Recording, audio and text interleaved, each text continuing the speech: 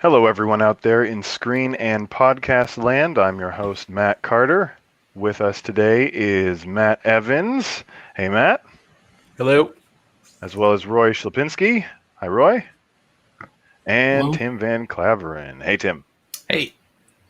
Today we're going to be going over Amazon announcements, as well as what else do we got, guys? Apple Watch first impressions. Yes.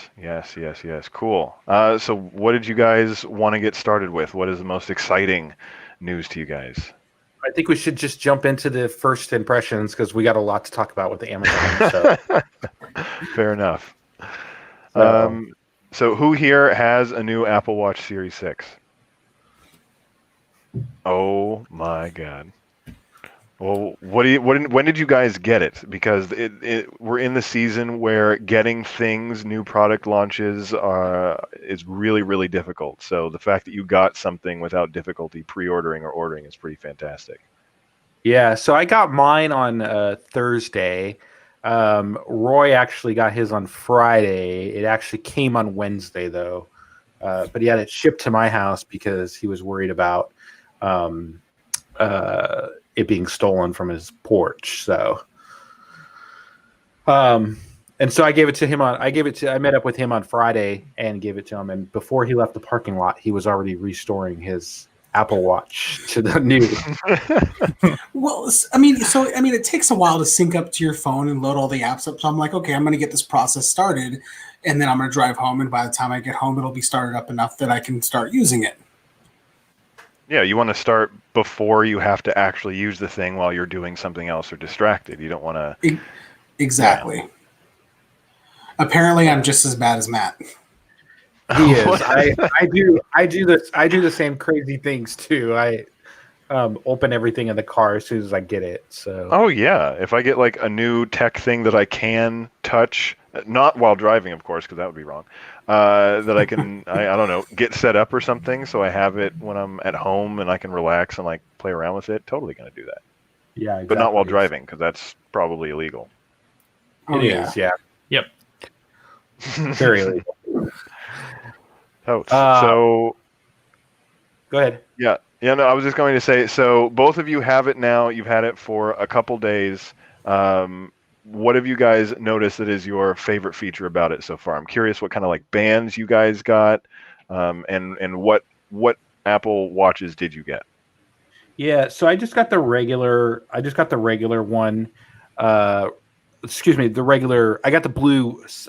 blue model. But I got the regular band. I didn't get anything special just because those, by the time I ordered mine, were already delayed like a couple weeks. So I just got the regular band with mine. But I did get the blue, so I got the navy band. And I actually really like it. One of the things that's different to me from my Series 4 versus my Series 6 is the always-on display.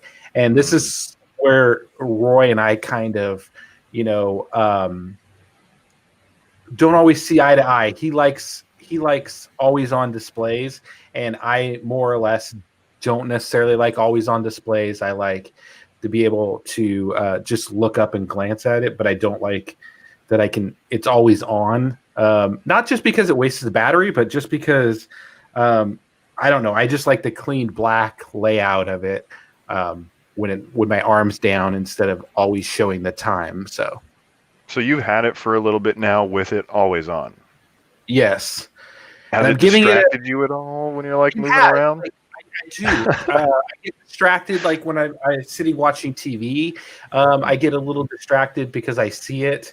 And it's just, I don't know. It's just something I'll probably have to get used to. I told Roy that I would give it about 30 days to try out before I turn it off, to give it a full cycle and see if there's any other benefits to using it.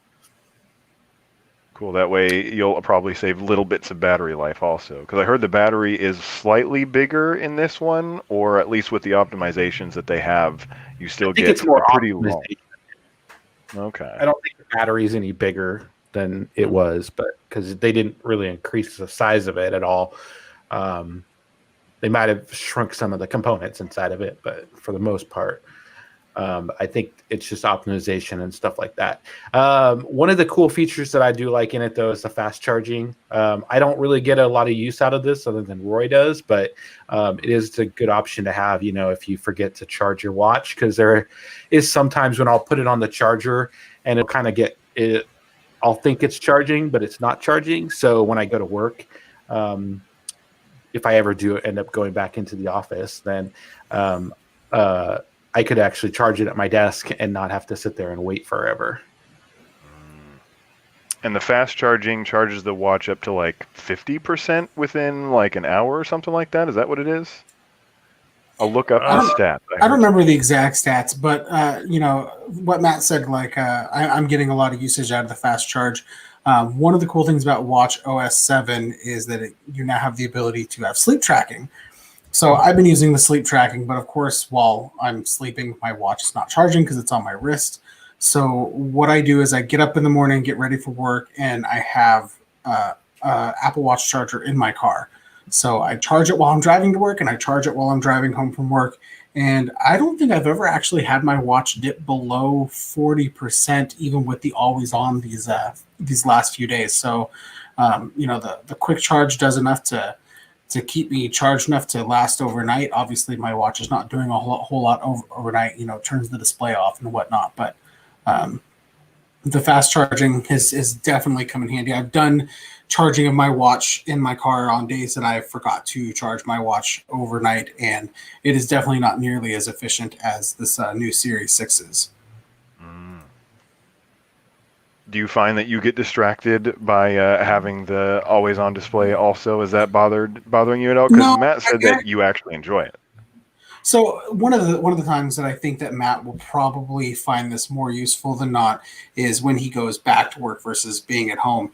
If I'm in a meeting at work and I have my wrist on the table, I can easily glance down at my wrist without needing to move my wrist to make the watch face pop on, and I can see what time it is if I'm wondering what time it is. To me, that's where the always-on display is going to be the most beneficial. There have been some times where, I'm walking around and I just kind of slightly glance at my watch, and I haven't quite been able to at first. I've had tried a couple times to twist my wrist to get the watch display to come on, and that's when I was first talking to Matt about why I wanted an always-on display. So needing to not always have that perfect twist of your wrist to activate the gyro sensor in there has been quite nice. And I think Matt, is right that it's something that he's just going to have to get used to, and it'll take some time. But like I said, I think he'll find more usage of it when he goes back to work and he's in an environment with other people. If he's sitting in meetings at work or whatnot, I think the always-on display will be a much better feature for him than it is now.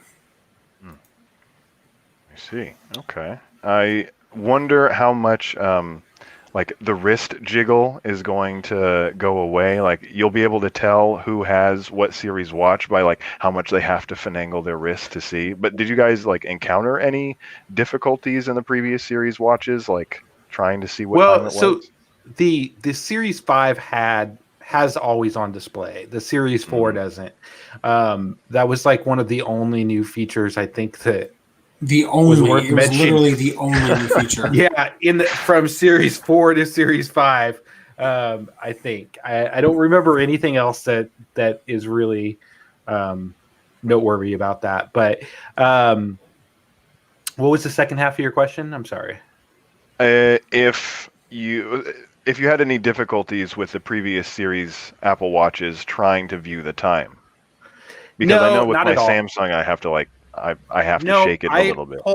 I pull it up and it pops up automatically. So I feel like it's about the same reaction for me. It's just always on now. So I will say that I've kind of gotten used to the always on display on my Pixel 4 because that does have the always on display and it sits on my desk, and it is kind of nice to see a clock on there. So, I mean, I might get used to this. We'll see. Time will tell. I would challenge you that if you go the full 30 days and you're like, always on isn't for me, I would say give it another go when, society opens back up and you end up going back to the office full time, if that ever happens. And I probably will. and there's no guarantee that even if I don't like it, that I'll turn it off. It just, I don't really see a battery life decreased either. I suppose that would depend on the battery life decrease. If the battery life starts to come into question, then yeah, I might turn off the always on display. But I get about the same quality of battery life that I do on my Series 4. So, what's your battery life at right now? Mine's sitting at 53. I'm at 55%. So, and I've had it on since 7 o'clock this morning. So, I haven't done a whole lot of, running around with it or using it a lot. I can see that. I'm usually at about, I would say at around 9 o'clock, I'm usually at about 40%, 45% on a normal day. So you guys mentioned something.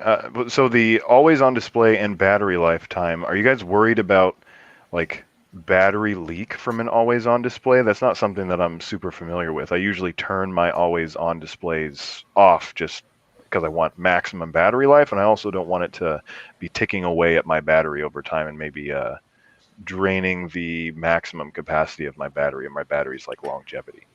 I don't think that it would overall affect your battery life. I think Apple does a lot of optimizations with their battery and their quality of products. So I don't see that really being a downside to it. But again, this is my first always on display from Apple. We'll see.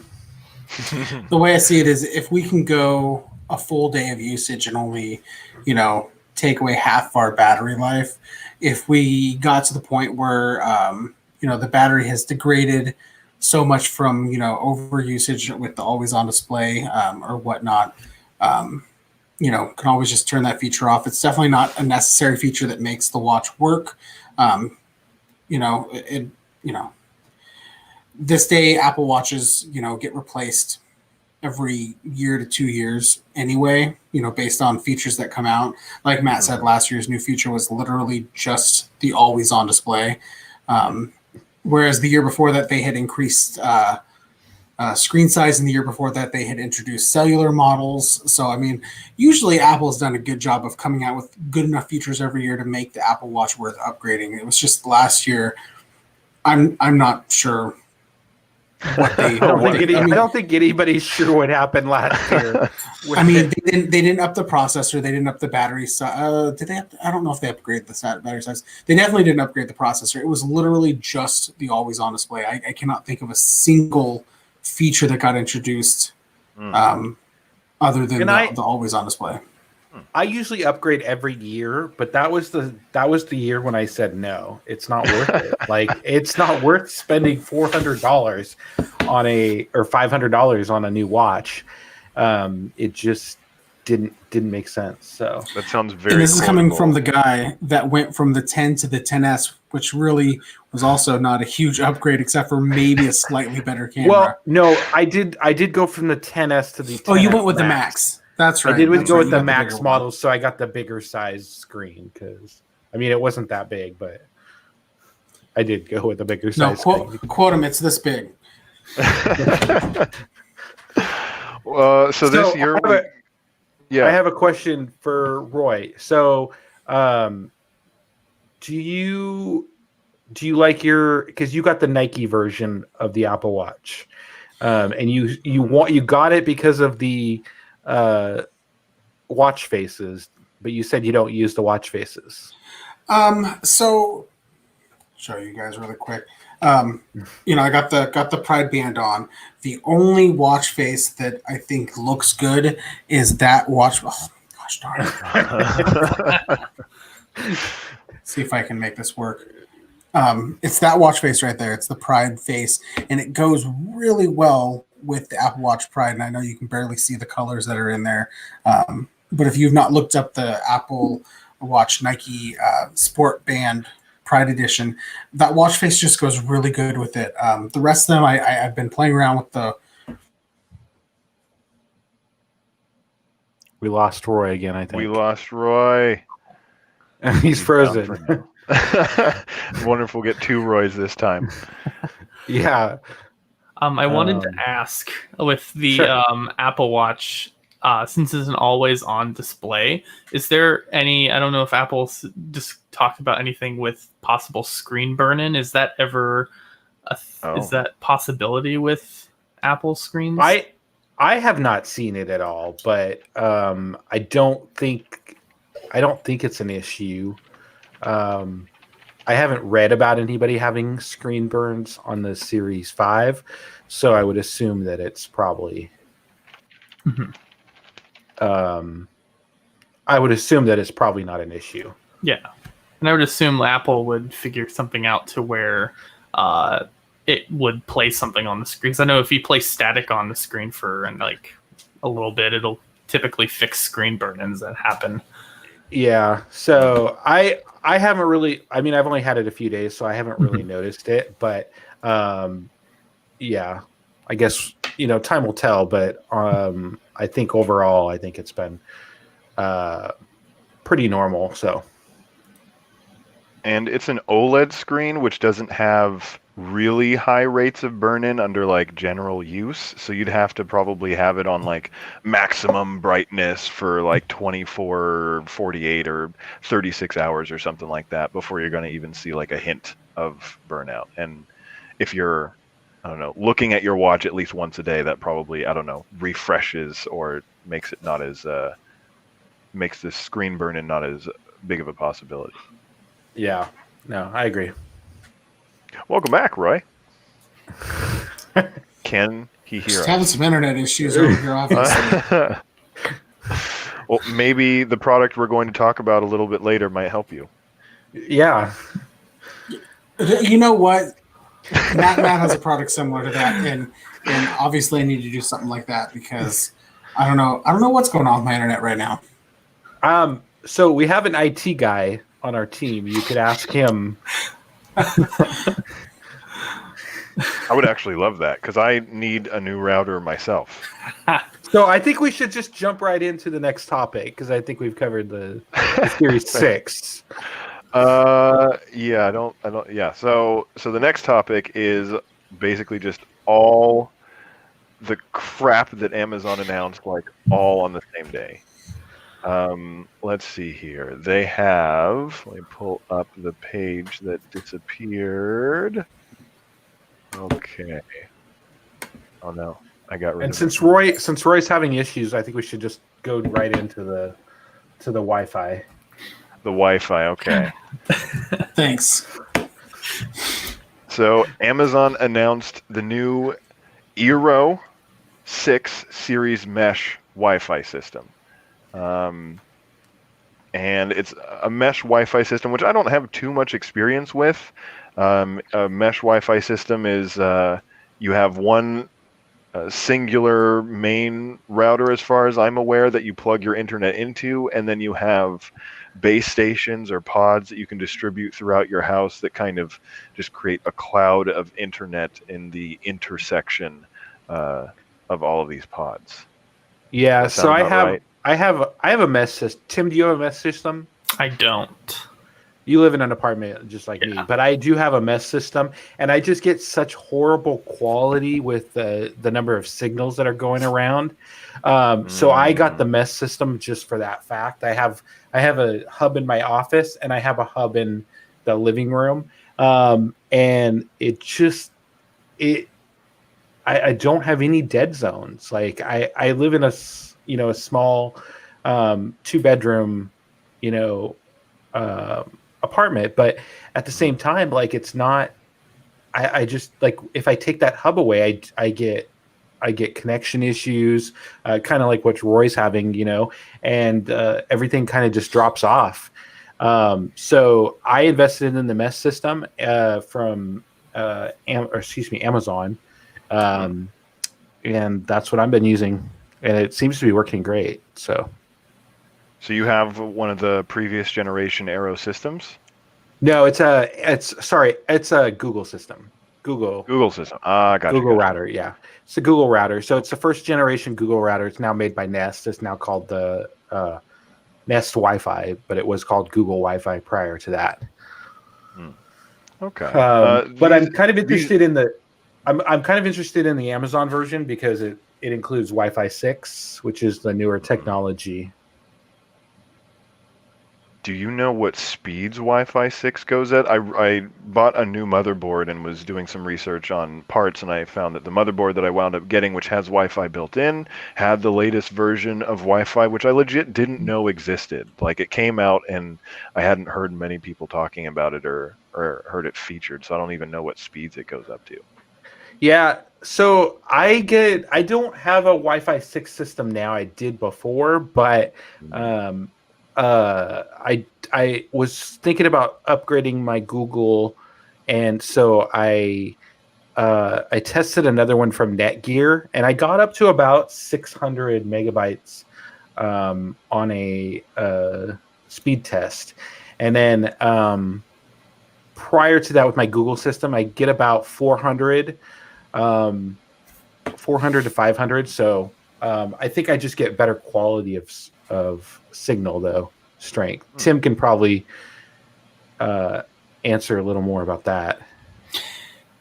I'm not too familiar with Wi-Fi 6. I'll be honest with that. Yeah, So I take it here, no one's getting these new routers. It's basically just an upgrade from the previous system that you have now. All the newer devices will have it. It'll eventually get faster. I think it's more made for gig speed internet. Yeah, they have two different versions. They have the Aero Pro 6 and the Aero Pro, and it looks like the Pro is rated for gigabit connections, and the 6 is designed for homes with internet connections up to 500 megabytes. So it looks like they have different expectations for people with different internet speeds, which is kind of cool, I guess. And you were saying the base one, it's 129 for one, and it goes up to 199 for two. And so here it's one for the base model. It's 129 for a single pack. It's 199 for a 2-pack and 279 for a 3-pack. I'm gonna need at least that 2-pack. Yeah. How many rooms do you have in your place? 3. I mean, it's not like a super big house. I'm on the far end of the house actually right now from where my router. So my internet actually comes in through the garage, which is at the far end of where I'm at. Is that where your router is? No, actually, I have I crawled into the crawl space of the attic to bring my router as close to the center of the house as I can. So it's actually up in the attic crawl space, which is where my router is right now. But I mean, it's still technically on the other side of like where the chimney's at from where I am. So like it has to go through all that brick to get to me. And I do have a range extender, but range extenders are, they're not as great as a mesh system would be. Yeah, the mesh system is a single Wi-Fi thing, and you don't have to have multiple different names for your networks like what you do with boosters. Because I can pull 150 down and 150 up on Wi-Fi with my router if I'm not inhibited by a brick fireplace or something. Like if I'm standing in my kitchen or in my room, I'll pull 150 down and push 150 back up off of wireless. So if I had a mesh system, I'd be sitting pretty where I'm at. It'd be good to go. What internet service provider do you have? I got Fios where I live. As soon as I found out Fios serviced this area, I dumped Comcast. Nice. I'm really kind of jealous. So am I. Comcast, and it's kind of interesting. I just went over my unlimited. They cap out your data at 1.2 terabytes, and I just exceeded that today, and so I got charged an extra $10. And I know, it's bad, and there's still a few days left. But the unlimited is $30, so I'm trying to see if I'll make it there before. If I get to the $30, then I'll just call up and add the unlimited. But I've been struggling like so hard to try and stay under this. What do you do? Like I work from home. I work from home. I have a lot of video. I have a lot of video calls during the day and stuff like that. I'm streaming music all day long, pretty much. Even even when I'm on the calls, I'm still streaming music, and then we watch TV, multiple devices, and my wife's working from home too, so it's a problem. But yeah, I definitely think Roy should get a mesh system, and then I think we should do a trial on what his first impressions are when it comes out. I think this is a great budget or a good price for a mesh system like that. I would say it is, because I think I paid $399 for my 3-pack. So for $129 for the single, $199 for the 2-pack, and $279 for the 3-pack, and then you go up from there. If you want the pro version, it's $229 for the 1-pack, $399 for the 2-pack, and then $599 for the 3-pack. So, I mean, it's definitely a good system. So, I could easily get by with the 2-pack if I had the base system in the garage where it was at, and then just even if I just had one just halfway between where I'm at in the garage, I think that I would have full house coverage with no issues. It sounds like it would make a big difference from where it is now, but sorry, go ahead. Do you have the ability to, so like say you buy the because I've not looked into this, say you buy the 2-pack and you realize, well, I need a third one. Do they have the ability to buy them separately to upgrade your system? I think you do. I can buy an extra for my Google, so I'm pretty sure you can. What I would do first is I would probably just buy the 2-pack, see if that works.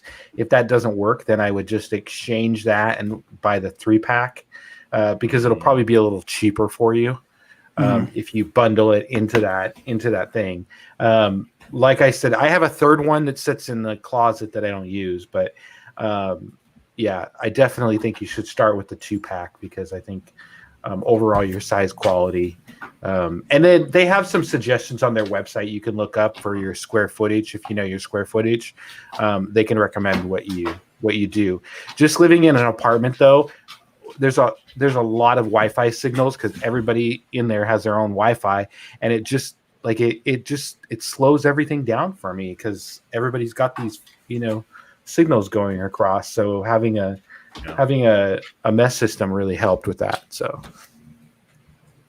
that is good to hear. That one thing that interests me about this new generation of Aero is that at least the 6, I don't know how it is for the Pro, is claiming that you can get up to 75 connected devices with the dual band Wi-Fi system that they have. And as a person with a lot of smart devices, I always just need more space for those devices to be on the same network. And I have a lot of lights and how many devices do you have that you would connect? Who are you asking? Both. I'm trying to mentally think in my head how many devices I would possibly have connected at once. I mean, if everybody was on a laptop and their phones, and I was. Oh, he brings out the calculator. I'm looking it up right now on my. Maybe 10 devices at once if everybody was doing something. Like if all my kids were on a computer and my wife and I were on our phones and we were streaming something, that's 4 or 5. So that's only 7. That's only 7 things. This is when you got to get some enterprise equipment.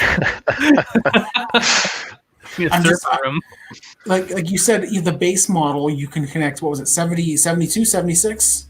75. Devices at once? 75 devices at once. Like, I'm just like, who in their home is connected to 75? Like a frat house, maybe? I have 37 devices. What do you got connected to your Wi-Fi? So I have a lot of smart devices. So let's just put it that way, because I have my cameras. So I have those all take up one space. I have the alarms. Yeah, I have the alarm system. I have the Google Nest alarm secure system. So that takes up spots, and then the monitoring, the breakpoints and everything all connect to that as well. So overall I have a lot. And then I have, like my Echo Show, my Home Pods. So, I mean, I guess I wasn't thinking about smart home stuff. Yeah. So you gotta factor in your smart home stuff. So I think 37 is pretty good number for me. I would say 18. I have 24. things connected right now, but I have like 4 Hue lights that I haven't plugged in because my router is super sketchy right now. And when I actually do have more, it starts to like break. And down. all my lights are Hue lights in the house, so Mhm. everything is Hue connected. So that also takes up spots. So 37 is actually pretty good. I miscounted. It was 28. Ooh. Yours is 28. Yeah, because I have a bunch of devices offline that I forgot about. If I'm counting devices offline, I have, my Xbox, my PlayStation, my Switch at any given time. Well, those are like technically connected while they're in standby mode, like downloading updates. And Yeah, stuff. I wasn't thinking about that. I was thinking like things that you were actively using at once. Yeah. Apple Watch and then a phone and then a tablet, and you're just like tri-devicing it all up, plus watching the TV at the same time. So yeah, the Aero.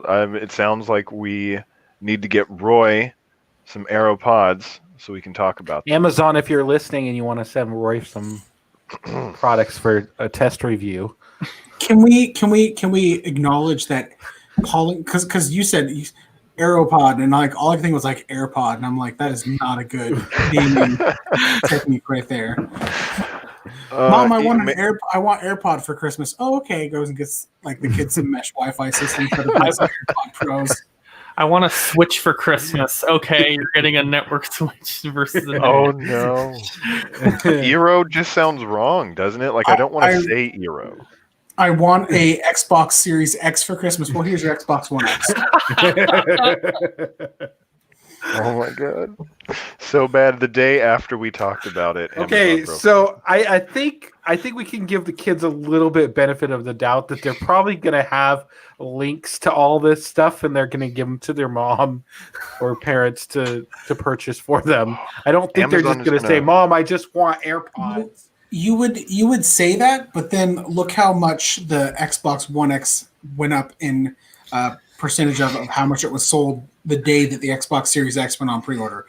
Like you would think that people would be smart enough, but clearly they're not. There's a It was lot. 700%. It was 700%. 749%.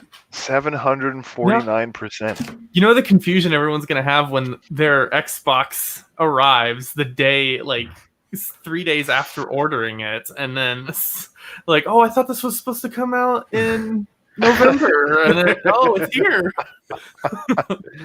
Wow, I'm so glad I have Prime. If Amazon was smart, they changed their return policy on all their consoles the day before that went live. Oh yeah. Oh god. Okay, so more Amazon tech came out, even more.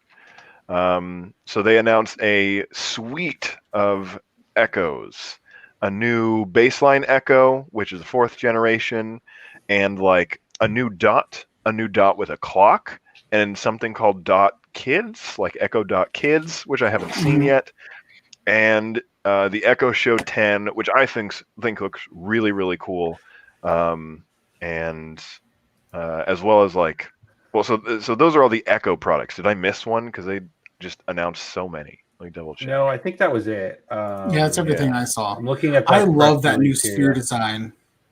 Yeah, It looks like the Nexus Q. The I can see that. I love the design though. Yeah, the design is really cool, and I like that they put a clock into it because I think that could be some great, tech for the bedroom to put in next to your bed and stuff like that, and have a nice clock display on there. If you don't want something so obtrusive as the Echo Show, you can get the Echo Dot with the clock. Yeah. So I have an Echo Show 5 on my desk, and I just like it just because I can use it as a screensaver for different pictures, and I can see that, and then I can also see the time, and I find out as soon as my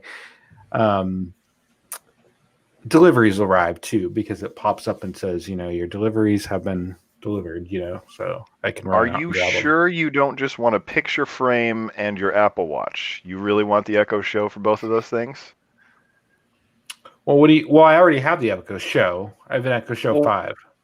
5. What did and you like? Sorry, I mostly just use it as a picture frame, and to know when my Amazon deliveries come. Other than that, I don't really use it. I have a HomePod also on my desk that I use for streaming audio, for music and stuff like that. And I use the Siri. Good, she did go off.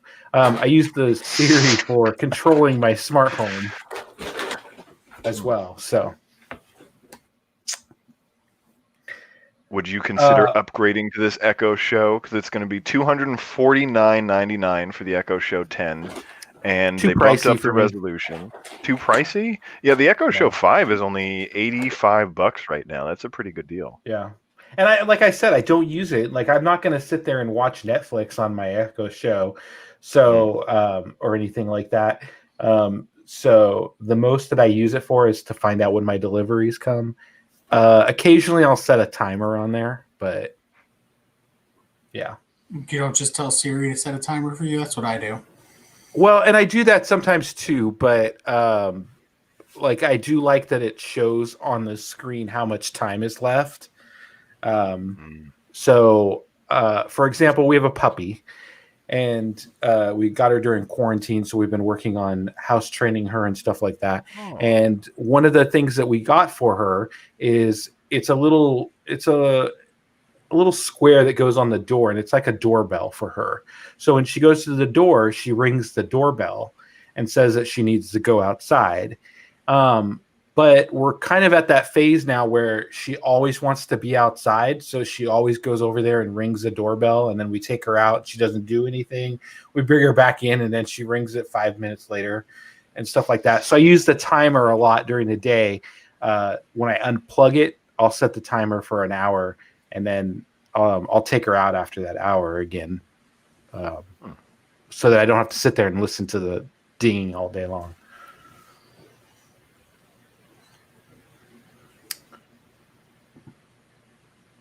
Are you frozen again, Roy? No, I'm still here. Okay. I'm wondering who is getting that sweet drone system. Oh, yeah. We should talk about that drone system. Did you see the drone, Matt? The like Ring security drone? Yeah. Is that what it was? I thought that was a fake image. I totally want one of those. No, I totally want one of those. I don't want a hacker to hack my security system and then fly around with my drone just to piss me off. Just wake up at 5 a.m. with a drone hovering at the end of your bed. Just like, ow, stop.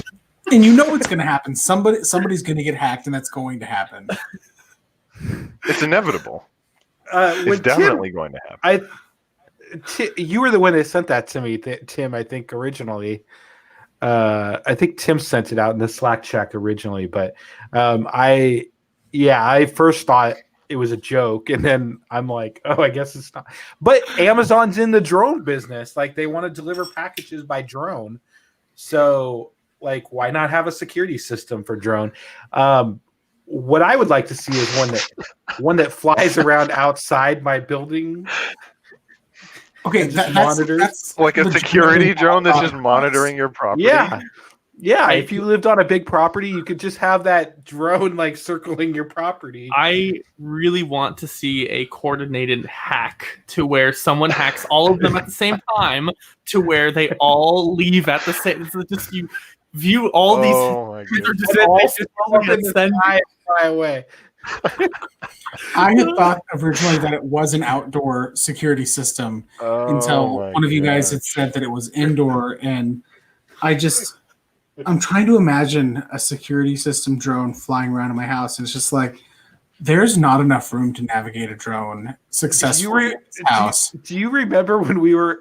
Was it you or Matt? Were we at Fred Meyer and we ran the drone in the building? Yeah, we were just destroying. We were playing around with it, and like we came over, and somebody had their dog in there, and their dog went over and started barking at the drone.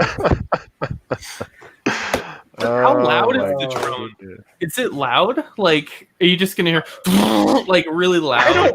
I don't think this one would be very loud. It looks like it would be kind of small. I don't know. I feel like it needs to be covert. If Amazon wants to send one, I'll test it out.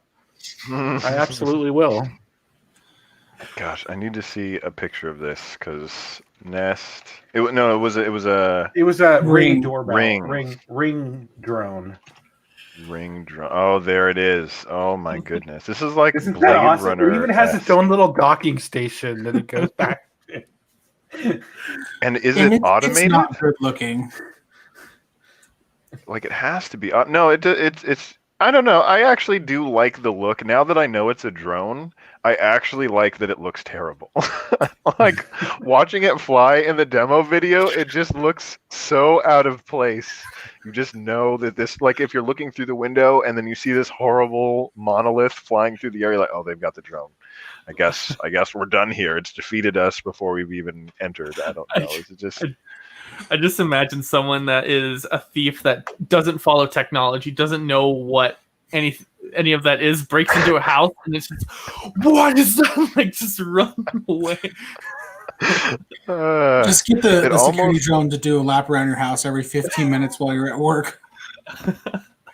Like if you could tape a fake gun to this, then I would be super interested. Just Hold imagine if this hold on. existed when Home Alone was filmed. Oh. Oh yeah. I mean, the video quality looks pretty good, and it looks like it's pretty stable. And I don't know how many other Ring products you have to have for this to make sense, because it looks like it has an automated hover mode, so it'll fly as a sentry maybe for a little bit. But in the demo video, the owner of this house has like a Ring door opening detection. So like if a door opens, the Ring system will notify you and will activate any drones or other alarms that you have. And it just looks. I'm curious how much you would want to be part of the Ring ecosystem for this to make a lot of sense. Yeah, I just tweeted out I just sent out in the video description. I'll put the link in there, but I did just in the chat send out the link to the product video from Ring, Cool. which is what you were referring to. I was going to try and show it on here, but it wasn't working. So Okay. And I don't know, the box that it docks into looks really nice. I don't know. I really actually like the look of it. Ooh. hang on. Oh, you see my messy desktop. The infinite window. Oh, well, that's not the messiest desktop I've seen. It's maybe getting there. Oh no, it's messier than my desktop. Oh, I'm showing the wrong screen. Hold on. Let me.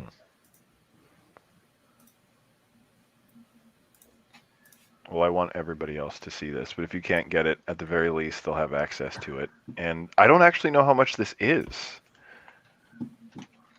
If it's less than $299, if it's like $299, I think that's a good price. I would actually consider getting this for my apartment just because it would be silly to have it flying around. It says it's going to be $249.99. $249. And if you look at the front of this, it says prototype. If you look right here, it says it's a prototype device functioning for illustration purposes only. Okay. So yeah, he's going to open this door, and then there's that Ring thing, and then whatever that is, and then the drone just... And this guy's like, oh. Why is this guy not running home yet?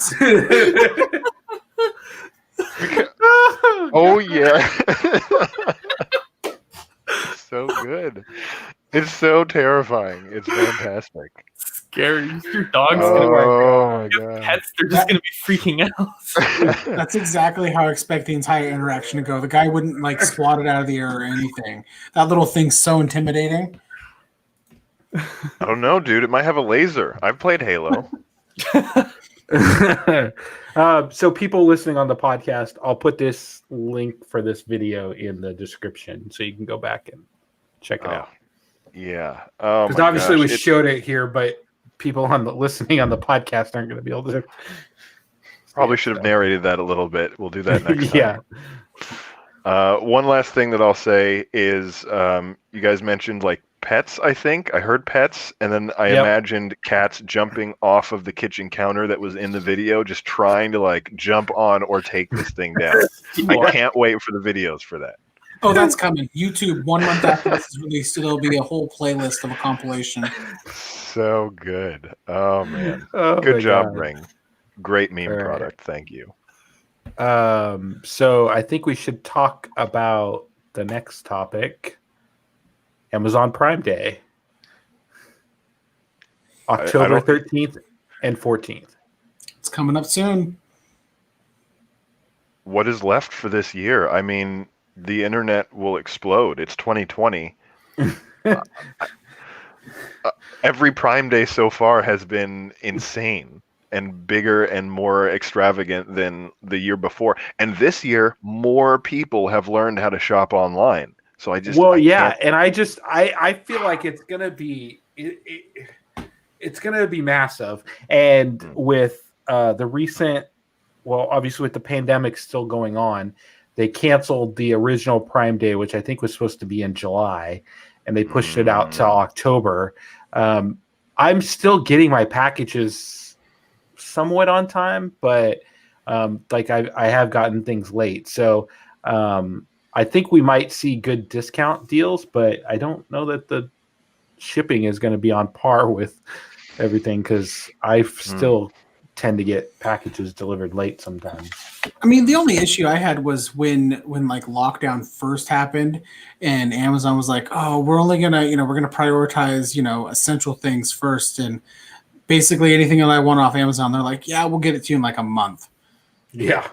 And once we got past that, and I want to say that was what, like late April, early mid-May that happened, and that went on till June, though, I think. Yeah, once we got past that, and now, like, I'm not seeing any delays in any shipping. In fact, I'm seeing a lot of things pop up with same day and next day shipping with no additional cost. Yeah, no, I agree. The shipping the shipping has improved, but so I mean, I don't think that Prime Day. Obviously, like I said, there's a lot more people who are shopping online, but Amazon's also, I think, done a really good job of trying to beef up their delivery system. I don't think that we're going to see that big of a deal with Prime Day. I think that they'll probably offer some more incentives for you to have your delivery on your, Prime Delivery Day that you can set up. Try to incentivize people to space their shippings out a little bit more. But aside from that, I think that we won't see that big of a deal.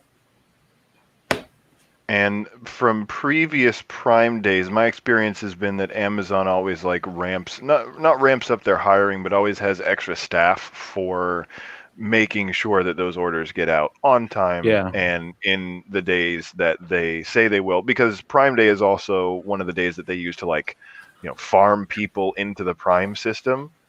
And I would hope that their plan is to make sure that the people who join Prime on those days don't, they get the 2-day shipping experience that everybody has enjoyed so far.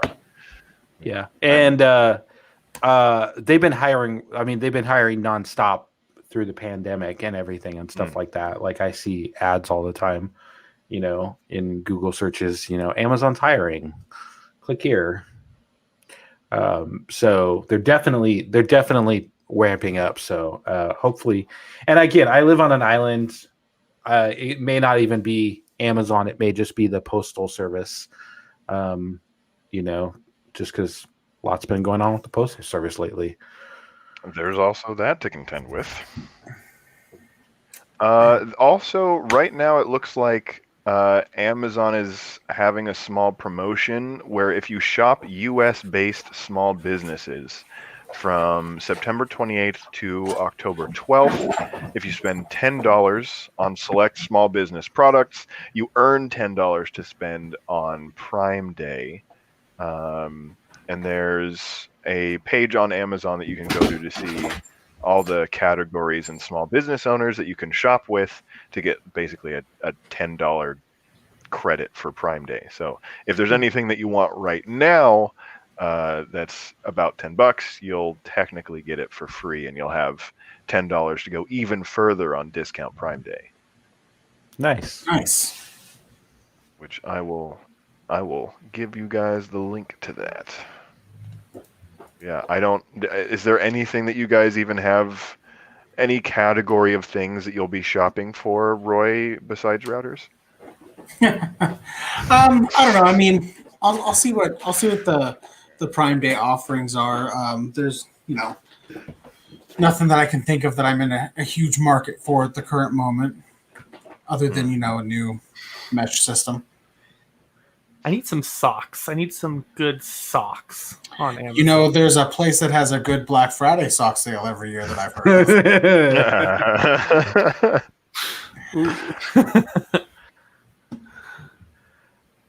I have plenty of socks, so I don't need any socks. Just gonna mention that.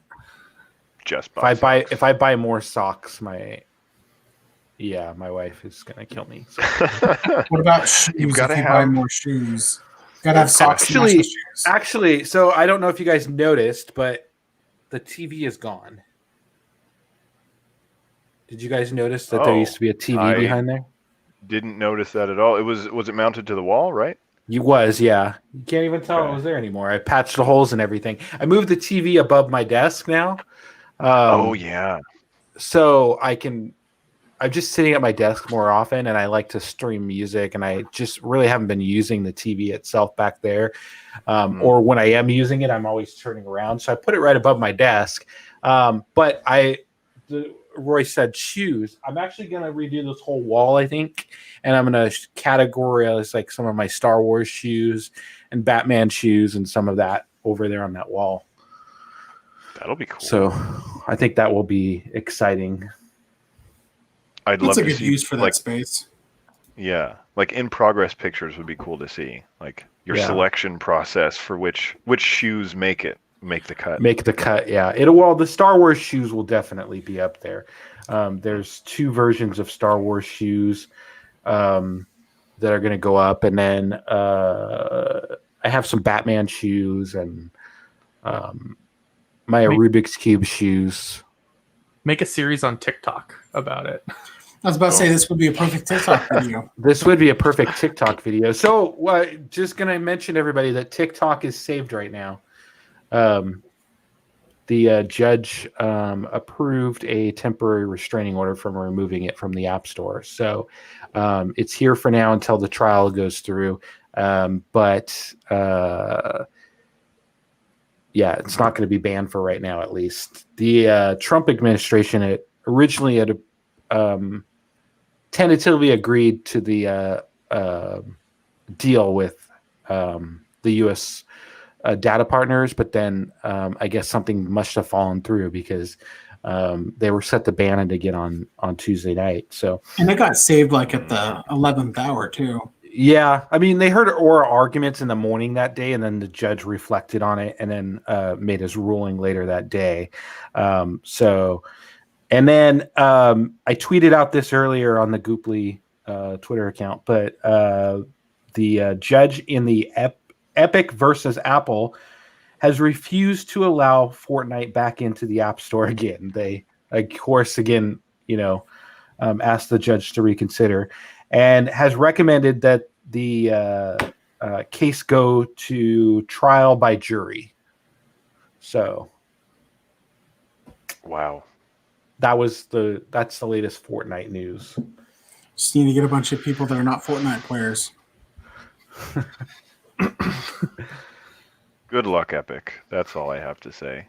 Apple actually came out and said that this is just kind of a publicity stunt for Epic Games because Fortnite has kind of lost its like hype and stuff like that. And so Apple says that Fortnite is just doing this more or less for a publicity stunt. Ugh. I mean, we took you off the system, but your game really wasn't doing as good as it was anyway. So what are you doing, Epic? Yeah. That's just, Apple, so good. So one other thing that I wanted to talk about, speaking of like iOS and other things, but what were you going to say, Matt? Go ahead. Nope, that was it. Okay. Go ahead. I wanted to say that Amazon announced a cloud gaming service called Luna. Oh, yes. that is available to play on Fire TV devices, on PC, on Mac, and through web apps on iOS, but Android suspiciously not available yet. That's I interesting. know Amazon and Android have had their shortcomings in the past.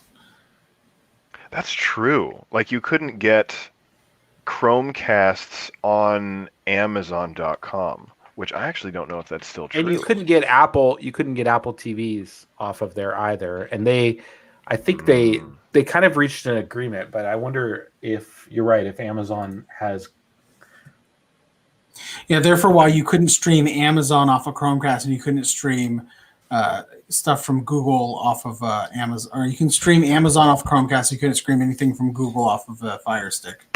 Yeah, like no there is a YouTube. third generation Chromecast on Amazon. I it's a see third that, generation. and a C. Third generation Chromecast.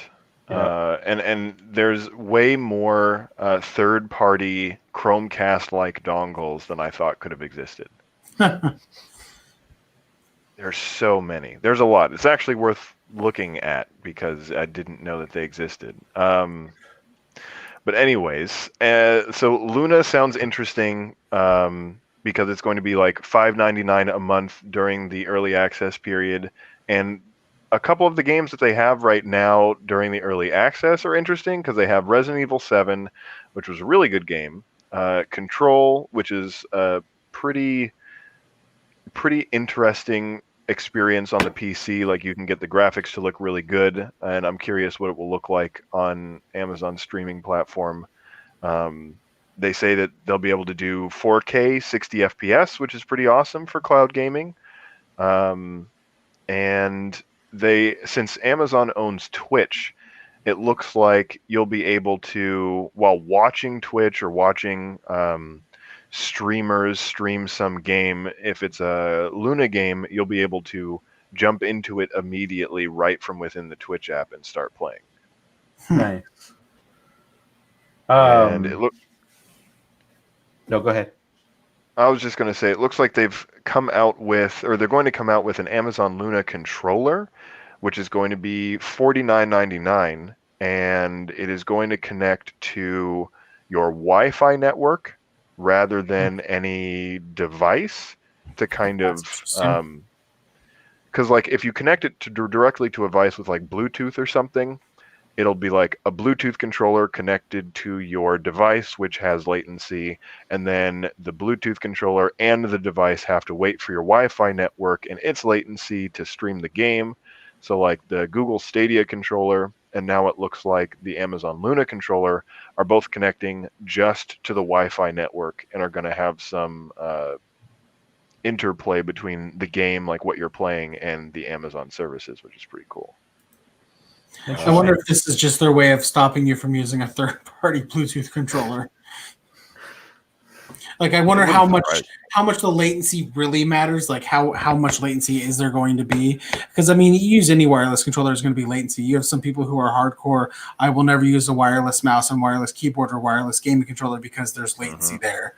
And anybody who's used a wireless mouse, wireless keyboard, or wireless gaming controller is like, you can just STFU because it doesn't matter. There's not enough. Well, something, because it looks like the Luna controller can be connected via Bluetooth. So they're saying in their testing it showed a reduction in round-trip latency when playing with it on Wi-Fi between 17 to 30 milliseconds. And 30 milliseconds is pretty big. I don't know if it's big enough. Like I said, I mean, I'm not testing it, and I realize they want to have the best experience for, whoever's buying this and subscribing to it. Because why would you subscribe to anything if you're going to have any issues with it? But I just can't imagine the latency is going to be that bad. At least I'm curious as to whether or not you have the option of connecting a third-party Bluetooth controller to it and dealing with the latency if that's the case. I think that they should at least leave that option in there rather than, conning you into buying a first-party controller. Oh yeah, which is going to just add an extra expense to an already It's not a super expensive monthly fee, but they don't say what it's going to be when this service goes out of their early access period. So it could go up to $9.99, which I think is what like Stadia Premium is, or maybe Stadia Premium is like $7.99. Yeah. But if I already have like a PlayStation or an Xbox controller, I just prefer to use those because they tend to be more comfortable. Did they say if the monthly price covers the games as well? Because I know with Stadia, you have to buy the games separately when you are, if you pay the monthly payment. Right now, it looks like their library whatever is in their library, you have access to. Okay. So, like Resident Evil 7, Control, Yooka-Laylee, Iconoclast, The Surge 2, Grid, all those appear to be accessible by you, and whatever else becomes available as they add more games to the service. So yeah, I will continue to be interested in cloud gaming because Google Stadia is okay, but this is going to be backed by Amazon Web Services, which powers like Netflix and basically like a third of the internet. So I'm very curious how this service is going to turn out. One of the things that I was going to mention, did you guys see that the new Chromecast is up for sale on at Home Depot 2 days ahead of schedule? There you go. It's from The Verge. 2 days before the announcement, which is Wednesday, the Home Depot is already selling the new Chromecast that hasn't even been announced yet. Some employees. Well, that's right. That new one comes with a controller too. Now you won't have to always use your phone as a. Did the old one not come with a controller? No, you always used your phone. 100%. Oh, yeah. So, yeah, because this one comes all with the a controller. Chromecast was basically just video mirroring whatever you had on your Oh, phone. yeah. Okay. Yeah. And only Android TV came with the phone, if I remember correctly. Now you get Google TV. At Chromecast with Google TV. Hey, there you go. Yeah. And I didn't know Home Depot sold Chromecasts. That's They news to do. me. They sell a lot of home tech now. Yeah, they got like a whole Nest and Ring area in their respective sections of Home Depot. Lowe's does the same thing too. Yeah, I bought my Hue bulbs there. Oh. There's just been a lot of botched product releases. Yeah, these so last few weeks. Nexus 5, one of the overseas carriers already did the same thing for the Nexus 5. They put it on their website ahead of schedule. It was taken down shortly after, but not before everybody got screenshots of it. I mean, it's all but the Nexus 5 is kind of, or excuse me, the Pixel 5 has already been kind of leaked, or whatnot before. But well, let's face it, Google does a lot of that leaking themselves too. Yeah, well, and I feel like Apple does the same thing sometimes too. Like, I mean, you put Amazon, or excuse me, Apple One code into the iOS, or excuse me, the Android Music app for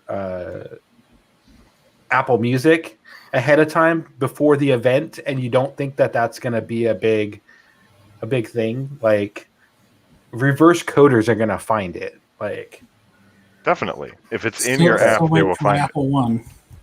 Yeah. So anyways, the new Google Chromecast is on sale at the Home Depot right now for $49.99 if you want the new version. 2 days ahead of schedule. Do any of you guys use Chromecasts? Is that still a thing? I still use my Chromecast pretty frequently. Sorta. We have our TV in the living room is a Vizio SmartCast, and so it has Chromecast built in. So we use that occasionally when we lose the remote, which is very frequently. We have to use Chromecast. I completely lost the remote for one of my older TVs and had to use Chromecast basically for that too, because it turns on the TV, and I was like, "This is everything that I need." It works. I've been there. I can tell Siri to turn on my TV, so I don't even have to get up. Sorry. No. Not sorry. Sorry, not sorry. I have an LG TV now that will not turn on, as far as I know, currently with my Google Home, but it will turn it off, which I'm still confused about. Nice. So nice. Alrighty, so we have the Google announcement coming up this week on Wednesday, so stay tuned for that. And then I'm assuming that's what we'll be talking about next week, is all the products that Google announced. I'm kind of curious about the Google announcement and if we'll see anything new that we don't already know about, or if it's all the same thing. I'm kind of hoping our next two podcasts will be loaded with product announcements if the rumors are true about Apple's next event. Yeah, so if Apple's events are true, then we would probably talk about the Google announcement next week, and then the following week we'd probably move our podcast to Tuesday again because they're doing the Google or the Apple event possibly on that Thursday. Or on that Tuesday again. So it would be Tuesday the 13th is what is rumored to be the new iPhone announcement. Wait a minute, on Prime Day? Oh, it would be on Prime Day, wow, yeah. I didn't even think of that. That's too much for one day. We're going to overload the internet. My goodness. God. Amazon shopping just drops to an all-time low during that next hour. The 2 hours between 10 and 12, they're just going to see their sales decline. Yeah. Just everybody on their iPhones and iPads and Apple devices just switch. Just mass drop of iOS devices off of Amazon. Well, that's why you have your iPad and your iPhone, so you can continue to watch the Apple event on your iPad while you're browsing Prime Day on your iPhone. Well, see, I have it on my TV. I have the Apple event on my TV, and then I also have it running on my iPad just in case my TV loses connectivity or something. I have it backed up on my thing just because. And now we I know don't why want to Matt miss really it. moved his TV so he can Prime Day and Apple stream on the same without needing to move his desk. The only reason he moved the TV right there. No, that's not the reason. But nice try, Roy. I wouldn't put it past you, though. Yeah. No. Any last words? We're hitting that little over 1 hour mark, so. That's true. Did we talk about there being new Fire Sticks? Oh no, I don't think we did. Is there anything That's new because with the Fire Stick? they don't matter, and it sounds like you guys are saying don't buy one. Probably get other things. Yeah, don't buy a Fire Stick. Get a Chromecast if you're going to get anything. Chromecast or apparently a Roku, because they released a Fire Stick Lite at $29.99, and they're releasing a new just regular Fire Stick for $39.99. Do you really need a? If you have a newer TV, do you really need a casting device or anything like that? Because like on all my TVs, I can get Hulu, Netflix, Apple TV, all of them. Like I feel like you don't really need a device anymore because it all comes built in. As much. If you have a gaming console, if you have a newer TV, it's almost always at your fingertips without needing to buy a third-party device at that point. The one thing that I like the Chromecast for, as opposed to like the Fire Sticks and stuff, is that you can plug a Chromecast into like a hotel TV and have streaming there much easier than you can with a lot of other devices. Oh, I just plug. I have an HDMI cable for my iPad, and I just plug that in there. So that's one less device I have to carry with me. And remember to unplug when I leave the hotel. Not necessarily going to forget my iPad, but if I plug that Chromecast into the back of the TV, I might forget it before I leave. Yeah, it's hiding back there. It doesn't have any RGB lighting to let you know where it is. How many Chromecasts have you gone through, Matt, from leaving them in hotels? Luckily, I have not left one.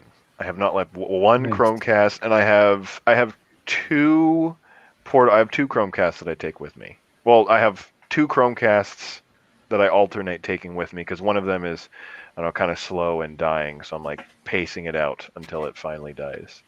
But so far, I've kept them. All right. So yeah, that seems like everything we want to talk about today. Thank you everyone for joining us. Matt, Roy, and Tim. It's been fantastic. For everyone out there in screen and podcast land, you've been listening to the Goopplycast. Thanks for watching. Thanks for listening, and we'll catch you next time.